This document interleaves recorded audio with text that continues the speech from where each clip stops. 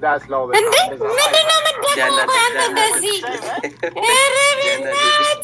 ረብናት ወይ ምንድነው እንደዚህ እንትን ነው።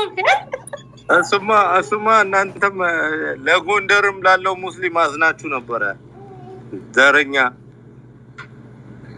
አንተ ግን ሳታውቀው ማለት ነው አላስፎግርም እያልክ ብዙ አመጣር ግን ፍጥጥ አለና አሁን አገጠጠና ወጣብህ። አይገርምህም? ዘር ጥላቻ ግን አንድ ነገር ደግሞ ይነገር ኦሮሞ ብቻ አይደለም። ለነገሩ ልክ ነህ። ምክንያቱም የደርግ ዘመን ባለስልጣን ነበር እኮ አንድ ለዛ ነው። እኔ አንድ ሴት ወድጄ ማለት ነው በቃ አናግሪያት እና በጣም በቃ ወድጃት ኦሮሞ ነኝ ካለች ቱ ብዬ ነው የምሄደው። በቃ አገባም ያምሻል። እኔ ደግሞ አንድ ነገር ልንገርህ ሌጀንድዬ አንድ ነገር ልንገርህ ማለት ነው።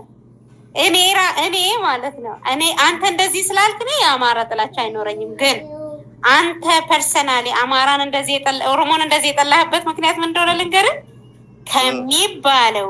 ከሚባለው በላይ ልብህ ጥቁር የሆነ የቅናት መንፈስ ጭንቅላት ውስጥ በቃ አበለሻሽተዋል። ገባ? በምንድን ነው የሚቀናው? አንቺ በቆማጣ ይቀናል ሲባል ስምተሽ አታውቂም? እንዴት ነው የሚቀናው? በምንድን ነው የሚቀናው? የሚቀናበት አንተ ከኮያ ጋር ተመልሰህ መዋል ከጀመርክ በኋላ ተበለሻሽተሃል። ድሮ እንደዚህ አልነበር። ፎቶ ያዘብህ ምን ያዘብህ ሚስጥር አለ እንዴ? እነ ኮያ ወጥተህ በነገራችን ላይ ያስለፈለፈሽ ነው። ከዚህ ና ሊያናደድሽ ነው። እሷ የምራንተ ጓራ ሊሆነ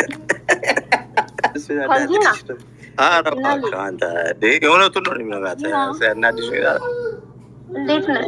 እኔ በስመ አብ ወይ አንቺን አይደለም ከዚህ ናዬ እንዴት ነሽ? ይሰማሻል? ከዚህ ና የወስደው ሰው አለ።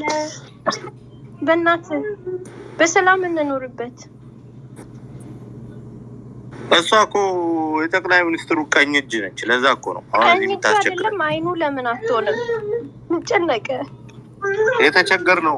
ሀገራችን ቁም ስቅሉን ያጣው በሱ ምክንያት ነው እኮ። ታዲያ እባክሽ ትቃጠል፣ እኛንም እዚህ ታቃጥለን ነው የምትለው።